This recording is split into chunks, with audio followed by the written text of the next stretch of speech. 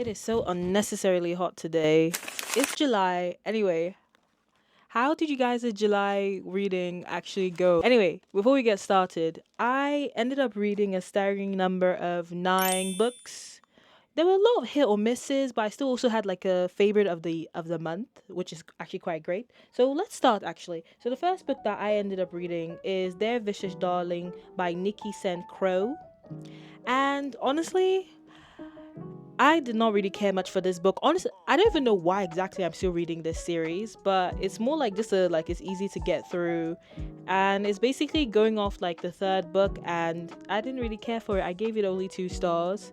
The another one that I ended up reading is When Amongst Crow by Veronica Roth. I it was quite a surprising one. So basically, this is also following Polish mythology, and essentially these people within the book put a lot of emphasis in language, knowing your roots, because of like there are people who like from Poland moved to America, and there's also dealing with like magical elements within the story, and it's like a very short novella, and I thought it was very interesting because it dealt with like family, learning one language when you're in a different country, when you're like third, fourth generation within the family, and also like magic, and also what happens when your family is the cause of another family's misfortune, and you basically trying to help them. However, by you doing so, you are forfeiting your life, kind of thing. And I actually, to be fair, it was actually really good. I ended up giving it a staggering 3 stars. I know that doesn't sound like a lot, but it's actually is not that bad. Then we could be so good by Cat Sebastian. So essentially, this is basically following these two guys who are in I think it's in the 1950s or 40s, and essentially they are in a newspaper company. One of them is supposed to end up becoming like the is basically promised to have all the company, where the other person is basically working his ass up from down up, and so it's kind of like reluctant friendship, enemies to like best friends to inevitably lovers kind of thing. And I thought it was relatively very very sweet, and it's also like basically following one of them who's like doesn't really know how to fix himself, like do anything for himself. He's actually quite sweet, and another one is kind of more meticulous within them, and it was a cute story. I know this is not really giving the book justice, but I ended up giving it a staggering 3 stars. The next one is so I'm just gonna do the old ones. It's within the same series, so it's Forced Bonds, Tragic Bonds, and Unbroken Bonds by Jay Bree. Honest, how do you say it?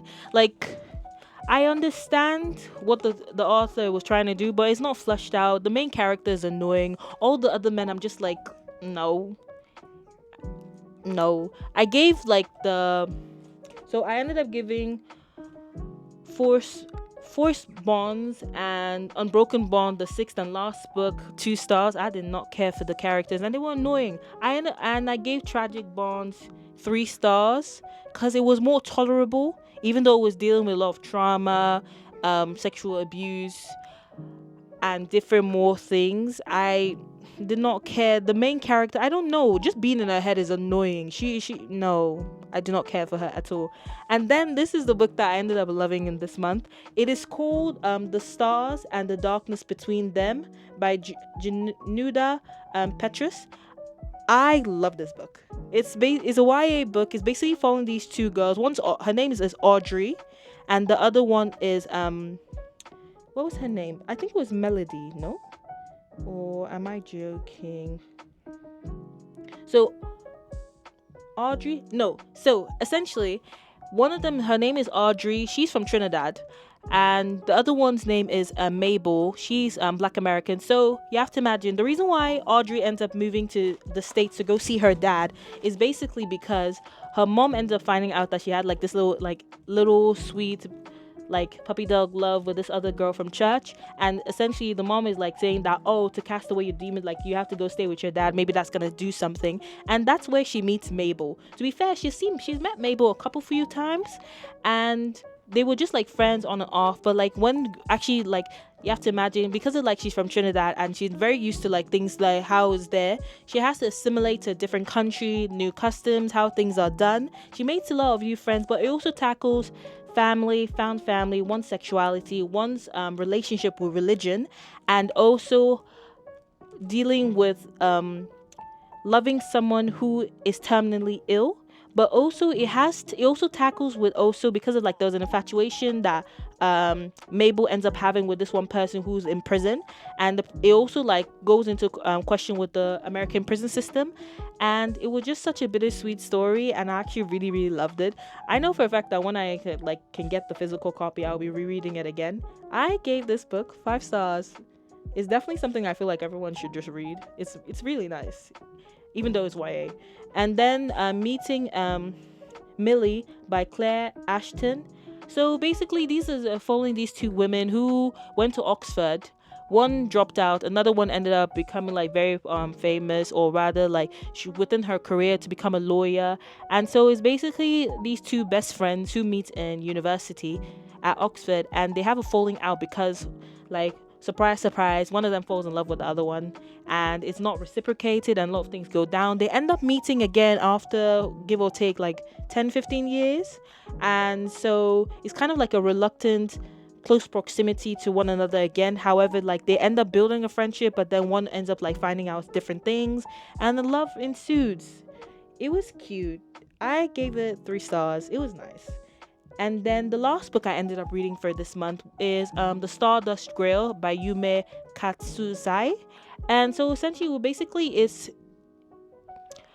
hundreds of years after our time now, where humanity has basically been able to travel to different planets and different like galaxies, and has come into contact with different species. However, something is basically killing the nodes that makes it easier for people to actually be able to like hop around and everything like that. So essentially, our main protagonist, who is like a bounty hunter, has done a lot of different types of things, goes back to university, which I thought was also kind of weird, like how hundreds of years later, like Oxford, Harvard are still the most prestigious universities they are. And I'm just like, okay, like, fair enough. And then basically she is traveling with her like octopus friend, whose name is, what's his name again? Father, mother, no, uncle is his name. And so they are basically trying to find a node to help things, and lots of things go on. It basically comes into question with humanity, different types of thing, and also to do with like, why is it that humanity, in a way, despite everything that we have and our history, still feel the need to think that we're the superior species just because the other species don't communicate the way we do, and hence want to colonize other planets. I'm just like, humans, do we not learn? We're already fucking up our planet as is. And so now we're getting into all the books I want to read in July. Whether or not I will read them is a different story, but we're gonna keep this going. You get what I'm saying? We're gonna keep it going. So all the books I plan on reading is this little stack here, all of it. And yeah, let me go through them one by one. So the first one I want to read is, I got the German translation because I've not been able to get a hold of the English translation, but it's fine all the way. It's basically called Camilla die Vampiren by Sirida El Fanu. So basically this is the first vampire story that came out 50 years before Dracula, the one that we all know and love, give or take, depending on how you feel about the book. And it's basically following about this girl and her father, and they end up meeting this vampire woman, and things go from there. I don't really know much about it. I know I've been seeing this a lot. However, I do not want to really look at the reviews because I want to get my own perspective of the book. So that's this one. Afterward, this is a book that I literally just got like a few hours ago. Is Dark Tales by Shelley Jackson. All I know, this is basically about this one woman who's married and very very lonely, and has a husband, and is like very dark, and is I think it should be a short read. So I'm hoping to actually get to this one. God knows if I will. Then another one I borrowed this last is also from a library. It's called The Lonely Londoner by Sam Selvon. And everyone has seen this for a while, and I just feel like it's something I want to read. I don't even know anything about this. With this one, I'm going to be going in completely blind. Then Oh, it is so warm. Fucking hell. So it's Tin Man by Sarah Winman. So basically, this is following about these two boys who are like very good friends, and I believe there's a love between them, but there's also like this one girl that comes between them, or rather, ends up assimilating for it to be like a friend group, and things go from there. I know that is a very very vague synopsis of the book, but honestly, I do not know, and I've not actually seen any. Like, I've been skipping all the reviews of these ones because I do want to like have like a very first impression, see how it goes with the books.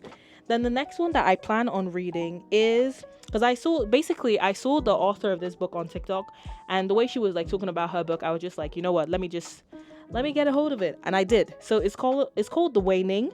It's The Age of the Regiment, book 1 by Vunmi Arimiji. And so basically this is about like, I think this is how colonialism would have gone if, for example, the women were very strong witches and would basically cast them out, because it's basically a place in Africa. I'm not necessarily sure. This is very, very vague, of them basically fighting off the people who are trying to colonize the lands.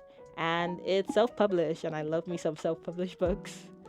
Then the next one is by the same author that wrote Chain Gang Ulcer by Nana Kwame Ajayi-Brenya. So this one is Friday Dark by Nana Kwame Ajayi-Brenya. And I know this is like a short, it's an anthology of different like stories, and that's all I know about it. But if it's anyway in the same type of writing style, I'm most likely going to like it regardless too. So I got it. And then the last book that I want to read this month, or in the month of August that's coming up, because I got this also from the Aesop Queer Library last year, and I've yet to read it. And I already went to the other one, which is kind of concerning. So it's La Kiriboto by Ayodele Olufutunde. And I do not know anything about this book. I've seen a few of the reviews, but yeah, and the cover of this is so nice. Like, look at it. It's red, and then the people on the back. And I know this also deals with like unforgiving, vengeful, and petty. Is the fate of a squirreling family in Lagos. Is a queer feminist revenge thriller. And yeah. So those are all the books I plan on reading. How did your July reading go so far? And what type of books are you planning on reading in August? Anyway, thank you so much for watching. If you're still here, thank you so much, and have a lovely day, yeah? Bye!